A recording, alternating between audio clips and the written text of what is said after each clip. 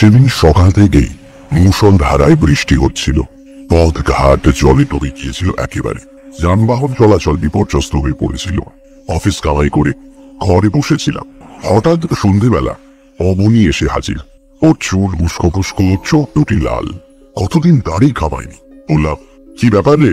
অবনী একটি কথাও না বলে আমার ঘরে ঢুকে সোফায় গা এলিয়ে চুপচাপ বসে রইল। অবনী আমার বন্ধু। ও একজন প্রেস ফটোগ্রাফার। বিভিন্ন কাগজে ওর তোলা ফটো ছাপা হয়। খুব স্মার্ট ও সুদর্শন যুবক। ত্রিবেণীতে গঙ্গার ধারে ওদের নিজেদের বাড়ি। সেখানেই থাকে এবং ডেইলি প্যাসেঞ্জারি করে। অবনীর ওই রকম চেহারা দেখে বললাম, তোর কি হয়েছে অবনী? এই কি চেহারা তোর? অবনী তার করুণ চোখ দুটি তুলে আমার দিকে তাকিয়ে বলল, আমি বোধহয় আর বেশি দিন বাঁচব না রে। কেন হঠাৎ এরকম মনে হওয়ার মানে? তুই ওতে বিশ্বাস করিস? তবে ভূতের নামে ভয় তো পাই, কিন্তু চাক্ষুষ দেখেই বলে বিশ্বাস করি না। আসলে বাড়িতে আমি একদম টিকতে পারছি না। আজ কিছুদিন হলো আমার ঘর সব অদ্ভুত কাণ্ড হয়ে যাচ্ছে। আচ্ছা, আমি আমি পাগল হয়ে যাচ্ছি না তো? মনে হচ্ছে তাই হয়েছিস। যাক, তোর ভাই কি করছে? সে তো মাস দুই হলো দুর্গাপুরে চাকরি পেয়ে চলে গেছে। ও, তুই তাহলে বাড়িতে একা? হ্যাঁ, কিন্তু বিশ্বাস কর, আজ কিছুদিন হলো ও বাড়িতে কিছুতেই থাকতে পারছি না। আমার কেমন ভয় করছিল। ওখানে আমি প্রতি রাতে আরেকজনের অস্তিত্ব অনুভব করছি। সে কে? তা জানি না, তবে সে যে অশরীরী তা আমি বুঝতে পারি। আমি নিজেই তখন স্টোভে জল গরম করে চা বসালাম। তারপর দু বন্ধুতে চা খেয়ে একটু আয়েশ করে কুচিয়ে বসলাম। অবনী বলল, বলছি, আমি ভাবছিলাম কিছুদিন তোর এখানে থাকবো, তোর কোনো অসুবিধা হবে না তো? না না, অসুবিধা হবে। তবে আমার মনে হয় তোর আমার কাছে থাকার চেয়ে আমারই বরং তোর ওখানে থাকা ভালো। খবরদার খবরদার, ওখানে কোনো মানুষ থাকতে পারে না, তুইও পারবি না। আমার মতো তুইও তাহলে পাগল হয়ে যাবি। আমি ভাবছি ও বাড়িটা বিক্রি করে অন্য কোথাও চলে যাব। তোর ভাই আপত্তি করবে না? হয় না, ওকে সব কথা চিঠি লিখে জানিয়েছি। সামনের মাসে ও সোজা তোর এখানে চলে আসবে। তারপর এখানে বসে আলোচনার পর যা হয় কিছু একটা ঠিক করে নেব। আচ্ছা, ও বাড়িতে তোরা কতদিন আছিস? ওটা তো আমাদের পৈতৃক বাড়ি। আমার বা আমার ভাইয়ের জন্মই তো ওই বাড়িতে। এর আগে আর কখনো ওরকম অস্তিত্ব অনুভব করেছিস? না রে, কখনো না। এমনকি বিয়ের আগেও না। আমি কিছুক্ষণ ঘুম ঘুমে বসে রইলাম। তারপর বললাম, ঠিক কি কি হয় বলতো? অবনী একবার হাতের ঘড়িটা দেখলো। তারপর বলল, তুই যখন নিজেই যেতে চাইছিস তখন আমার মনে হয় আমার কথা না শুনে সবকিছু তুই নিজের চোখে দেখা বা অনুভব করাই ভালো। কেননা আমার সব কথা তুই বিশ্বাস করবি কিনা তা তো আমি জানি না, তবে তুই গেলে আমি খুশি হব। আমিও দেখতে চাই আমার ঘরে আরেকজনের উপস্থিতি সত্ত্বেও ওই সব ঘটে কিনা। যদি চাস তুই এক্ষুনি চল, লাস্ট ট্রেনটা পেয়ে যাবো তাহলে। না, আজ এই দুর্যোগে রাতে নয় ভাই, কাল সকালে বরং যাবো। তারপর দু একদিন থেকে আবার তোকে সঙ্গে নিয়ে ফিরে আসবো। যতদিন তোর ভাই না আসে ততদিন তুই আমার কাছেই থাকবি। এই অবস্থায় তোকে একা থাকতে দেওয়াটা ঠিক হবে না। তাহলে তো খুব ভালো হয় রে। আমার না মাথার ঠিক নেই। আমার ভালো মন্দর ভার তোর হাতেই ছেড়ে দিলাম ভাই। তবে এও জেনে রাখিস, আমি আর কোনদিনই একা থাকতে পারবো না। সবসময়ের জন্য একজন সঙ্গী আমার অবশ্যই চাই। এরপর আমরা দুজনে অনেক রাত পর্যন্ত গল্প করে কাটালাম। তারপর আলু ভাজা আর গরম লস্যি খেয়ে পাশাপাশি শুয়ে পড়লাম দুজন। শোয়ার পরে ঘুম যখন ভাঙলো তখন বেশ সকাল হয়ে গেছে। ঘুম থেকে উঠে অবধি বলল, কতদিন যে এমন আরামে ঘুমাইনি। আমার তো একদম ইচ্ছেই করছে না ওই অভিশপ্ত বাড়িতে ফিরে যেতে। আমি বাথরুমে গিয়ে মুখ হাত ধুয়ে এসে বললাম, তোর ওখানে যাবার গাড়ি কখন? সে বেলা 1টায়। সে কি সারাদিন আর গাড়ি নেই?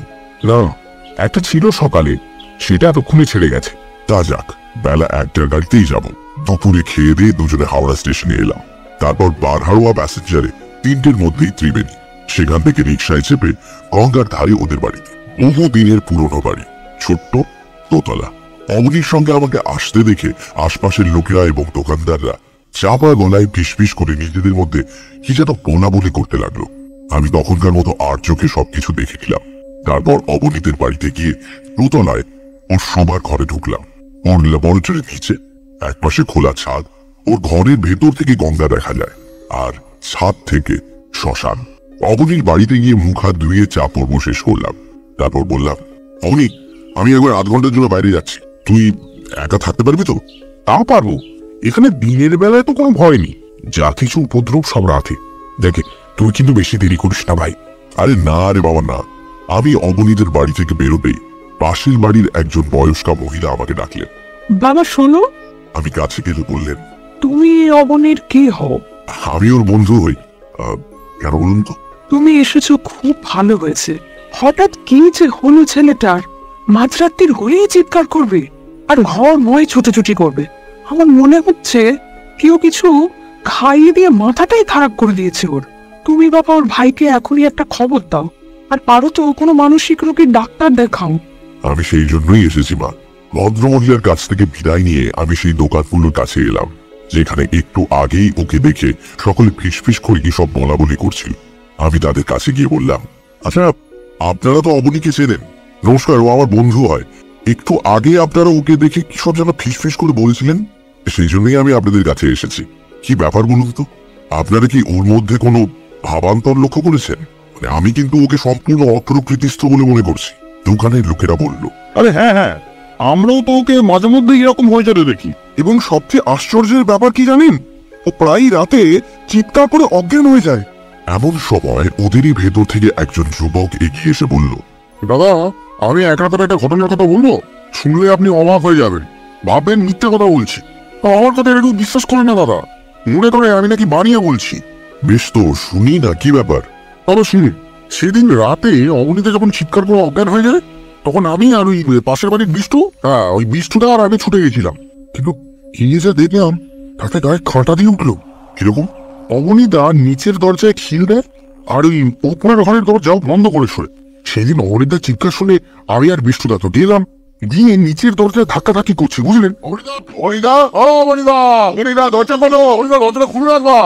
বেশ কিছুক্ষণ ধাক্কা দেওয়ার পর দেখলাম দরজার খিলটা কে যেন খুলে দিল। আমরা তরতর করে সিঁড়ি বেয়ে উপরে উঠে গিয়ে উপরে দরজায় ধাক্কা দিলাম, অবনীদার দিকে সাড়া নেই। তারপর হঠাৎ যেন জাদু মন্ত্র বলে উপরের ঘরের দরজাটা খুলে গেল। আমরা ভেতরে ঢুকে দেখলাম অবনীদা অজ্ঞান হয়ে পড়ে আছে। এখন আমার প্রশ্ন হচ্ছে এই, যে বাড়িতে অবনীদা একা থাকে, সে বাড়ির বন্ধ খিল আমাদের ধাক্কাধাক্কির পর খুলে দিলটা কি? আমি অবাক হয়ে বললাম। যুবকটি বলল, অথচ দেখুন, আমার বা বিষ্ণুদানির কথা এখানকার কেউ বিশ্বাস করতে চায় না। দেখুন, আপনার কথা কেউ বিশ্বাস করুক আর না করুক, আমি করছি, তাই বলছি। আজ রাতে আপনাদের ভেতর থেকে একজনও যদি কেউ আমাদের কাছে থাকেন, তাহলে কিন্তু খুব ভালো হয়। আজ রাতে আমি নিজের চোখে দেখতে চাই এখানে কি হয় না হয়। কিন্তু না, আমার কথায় রাজি হলো না কেউই। সবাই বলল, না না, কি বলছেন নাকি, ওই বাড়িতে রাত্রিবাস পারবো না। বলা যায় না, যদি সত্যি ভৌতিক ব্যাপার কিছু হয়ে থাকে।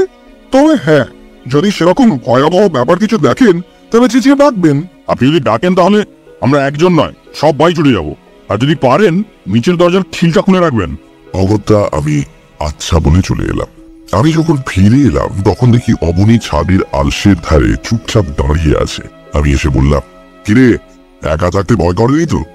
না, তবে মনে খুব একটা সাহসও পাচ্ছিলাম না, তাই বদ্ধ ঘরে না থেকে ছাদে এসে বসে আছি। বেশ করেছিস। এখন চল দেখি, গঙ্গার ধার থেকে একটু বেরিয়ে আসি। না, কোথাও নয়। আকাশের অবস্থাটা দেখেছিস? দেখ একবার, এই নামলো বলে। তাহলে চল ঘরে বসে রাতের খাওয়াটা তৈরি করা যাক। কি খাবি বল? স্রেফ ডিমের ঝোল আর গরম ভাত। আমরা দুজনে ঘরে ঢুকে স্টোভ ধরিয়ে ভাত বসালাম। সন্ধে উত্তীর্ণ হয়ে রাত হলো। ভাত হয়ে গেলে ডিম সেদ্ধ বসাচ্ছি, এমন সময় শুরু হলো প্রবল বর্ষণ। সে কি প্রচন্ড বৃষ্টি! গতকালের রেকর্ড বৃষ্টি কেউ যেন হার বানায়। এরই মধ্যে আমি জিজ্ঞেস করলাম, অন্যদিন কি এমন সময় উৎপাত আরম্ভ হয়? কোনো ঠিক নেই, কখনো সন্ধ্যের পর থেকেই হয়, কখনো আবার মাঝরাতে। অবশ্য তুই থাকার জন্য যদি না হয় তাহলে আলাদা ব্যাপার। আমি নিজের মনে নানা রকম কল্পনা করতে লাগলাম, এখানে কি ঘটে না ঘটে তাই নিয়ে। অবনী এখনো পর্যন্ত আমাকে কিন্তু কিছুই বলেনি। রাত তখন 10টা। এ পর্যন্ত সময়টা বেশ নিরুপদ্রবী কাটলো। আমি আর অবনী একই তক্তা বসে একই বিছানায় দুজনে পাশাপাশি শুনলাম। শুয়ে সেই গল্প করছি, এমন সময় হঠাৎ লোডশেডিং হয়ে গেল। আর সঙ্গে সঙ্গে অবনী আমার কাছে এসে সরে এসে বলল, একবার সে আসবে, নিশ্চয়ই আসবে। কে আসবে? আসবে ওই ওই ওই ওই ওই ওই যে ওইটা। অবনী চিৎকার করে উঠল। আমি শুয়ে শুয়ে জানলার দিকে তাকালাম।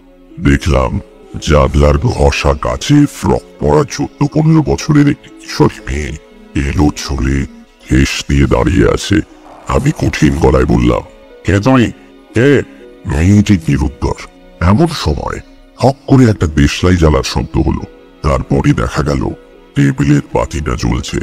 এ ঘরে আমি আর অবনী ছাড়া আর কেউ তো নেই। তাহলে কে জ্বাললো এই বাতি? কে সেই অশরীরী? ততক্ষণে ছায়ামূর্তি মিলিয়ে গেছে। আমরা দুজনেই ভয় কাট, চারিদিক নিস্তব্ধ নিঝুম। অবনী যেন নীল হয়ে গেছে, আবার সারা শরীর ঘেমে উঠল। এমন সময় দেখতে পেলাম একটা হাত সেই বাতিটা তুলে নিল, নিয়ে দরজার কাছ পর্যন্ত গেল। তারপর কোমল গলার একটি ডাক শোনা গেল। এসো এসো। আমি অবনীকে বললাম, হয়তো কোথায় নিয়ে যায় ও দেখি। না না না, ভেবেছিস ও আমাকে রোজ এইভাবে ডাকে? আমি চাই না। আয় আয় আয় না, আয়। আরে আয় বলছি। আমার বড় ভয় করছে। আমাকে ছেড়ে দে, আমার খুব ভয় করছে। ওই কি, আজ তো তুই একা নয়, আমি তো আছি সঙ্গে। আয়। আমি প্রায় জোর করে ওর হাত ধরে টেনে তুললাম। তারপর টর্চ নিয়ে দরজার দিকে এগোলাম। দরজার খিল আপনা থেকে খুলে দরজাটা দুহাত হয়ে গেল। আলো আমাদের পথ দেখে নিয়ে চলল। সিঁড়ি দিয়ে নিচে নামলো আলোটা। তারপর নিচের ঘরের দরজার কাছে গেল। যে ঘরে অবনীর ল্যাবরেটরি, সেই ঘরের কাছে থামলো আলোটা। ঘরে তালা দেয়া ছিল, তালাটাও আপনা আপনি খুলে গেল। আমরা দুজনেই ঘরে ঢুকলাম। বাতিটা একটা টেবিলের উপর রেখে হাতটা অদৃশ্য হয়ে গেল, আর কারো অস্তিত্ব রইল না সেখানে। আমি বললাম, কি হলো? কথা বলো, কথা বলছো না কেন? বলো তুমি কে? অবনী যেন পাথর, আবারও হাত পা অবশ হয়ে আসছে। এমন সময় শুনতে পেলাম সেই কিশোরীর কণ্ঠস্বর। আমাকে কেন এখানে নিয়ে এসেছো? আমাকে মুক্তি দাও, আমাকে বন্দি করে রেখো না, তোমাদের পিঠে পায়ে পড়ি। আমি ভয়ে ভয়ে বললাম, এ তুমি? আমি শ্যামা। তুমি কোথায়? কে তোমাকে বন্দি করে রেখেছে? আমাকে দেখতে পাচ্ছ না? এই তো আমি এখানে। কণ্ঠস্বর শুনে ঘরের কোণের দিকে তাকিয়ে দেখলাম সেই কিশোরীর চোচনার মতো হালকা শরীর অন্ধকারে ফুটে উঠল। সে করুণ তার মুখ। সে একটু একটু করে তার ছায়া শরীর নিয়ে অবনীর টেবিলের দিকে এগিয়ে গেল। তারপর ড্রয়ার টেনে খাপ পার করে টেবিলের উপর রাখল। সেই আবার মিলিয়ে গেল অন্ধকারে। আমি টেবিলের কাছে এগিয়ে গিয়ে খাপটা খুলতে তার ভেতরে এই কিশোরীর একটি ফুল সাইজের ফটো দেখতে পেলাম। ফটোর দিকে তাকিয়ে আমি হঠাৎ দেখলাম ফটো ছবির মুখটা কিরকম যেন ভীত হয়ে গেছে। হাত দুটো কাঁপছে, চোখ দুটো ঠেলে বেরিয়ে আসছে। সেই দৃশ্য। আরো দেখলাম ছবির গলার উপর তার শক্ত দূরের দাগ উঠে উঠছে ক্রমশ। এক সময় ফটোর ভেতর থেকে মেয়েটি চিৎকার করে বলে উঠল, এখনো করে দাঁড়িয়ে দেখছো কি? অনেক কষ্ট হচ্ছে না বুঝি? আমি যে আর সহ্য করতে পারছি না। তোমরা এক্ষুনি এটাকে নষ্ট করে দাও, চিনে খন্ডি খন্ডি করে আগুনে পুড়িয়ে দাও। তাহলেই তোমার মুক্তি হবে। হ্যাঁ, চিরতরে মুক্তি পাবো আমি। আমি যে আমার অস্তিত্ব পৃথিবীতে কোথাও এতটুকু রেখে যেতে চাই না। কিন্তু কেন চাও না? সে তোমাদের জানবার দরকার নেই। শুধু জেনে রেখো, যাদের ওপর অভিমান করে আমি আত্মহত্যা করতে বাধ্য হয়েছি, তাদেরই দেওয়ালের ছবি হয়ে আমি কিছুতেই টিকে থাকতে পারবো না। কিছুতেই টিকে থাকতে পারবো না। আমি সঙ্গে সঙ্গে ছবি ছিঁড়ে কুচি কুচি করে দেশলাই জেলে পুড়িয়ে ফেললাম। বছর ধরে কাঁদিত না। চুঁচুড়ার হরিবাবুর মেয়ের ছবি ওটা। ওর জন্মদিনে তুলেছিলাম। কিছুদিন আগে হরিবাবু কাঁদতে কাঁদতে এসে আমার হাত দুটি ধরে মেয়েটি ছবিটি চাইলেন। জানালেন গত মাসে সামান্য একটা ভুল বোঝাবুঝির ব্যাপার নিয়ে মেয়েটিকে তিনি এবং তার স্ত্রী খুব বকাবকি করেন। তারপরেই বিপর্যয়। মেয়েটি হঠাৎ গলায় দড়ি দিয়ে। কিন্তু বছর 2 আগে যে ছবি তোলা হয়েছিল, সে ছবি হরিবাবু এতদিন বাদে নিতে এলেন কেন? 2 বছর আগে ছবিটা তুলেছিলাম ঠিকই, তবে ছবি তোলার পর থেকে হরিবাবু টাকা দেওয়ার ভয়ে আমার সঙ্গে দেখা করেনি। আমি ফটো নেগেটিভ ওয়াশ করে রেখে দিয়েছিলাম। এখন মেয়ের স্ত্রীকে রক্ষা করবার জন্য হরিবাবু ডাবল চার্জ দিয়ে ছবি নিতে এসেছেন। সম্পূর্ণ টাকাও দিয়ে গেছে। কিন্তু মুশকিল হলো হরিবাবুর কাছ থেকে টাকা নিয়েও নেগেটিভটা কোথাও আমি খুঁজে পাচ্ছিলাম না। অনেক খোঁজাখুঁজির পর শেষমেশ পেলাম। কিন্তু এই ফটো তৈরি করতে গিয়ে যত বিপত্তি, বারবার নেগেটিভের ভেতর থেকে, ফটোর ভেতর থেকে মেয়েটি আমাকে শাসাতে থাকে, ভয় দেখায়। সেই জন্য নিচের ঘরে ঢোকাই আমি আজকাল বন্ধ করে দিয়েছিলাম, সেই নেগেটিভটা আছে আছে দেখি। অবনী নেগেটিভটা আমার হাতে দিতে আমি সেটাকেও আগুনে পুড়িয়ে ফেললাম। তারপর ধীরে ধীরে টর্চের আলোয় পথ দেখে দরজা বন্ধ করে উপরে এলাম। সারা রাত ঘুম এলো না, শুয়ে শুয়ে অনেক গল্প করলাম দুজনে। এক সময় বৃষ্টির বেগও কমল। ভোরবেলা চা করে খেলাম। ভোরের আগে কারেন্টও এসে গেল। এরপরও অবনীর বাড়িতে আমি দিন ছিলাম, কিন্তু সে রাতের পর থেকে আর কোনো উপদ্রবী ও বাড়িতে আর কখনো হয়নি।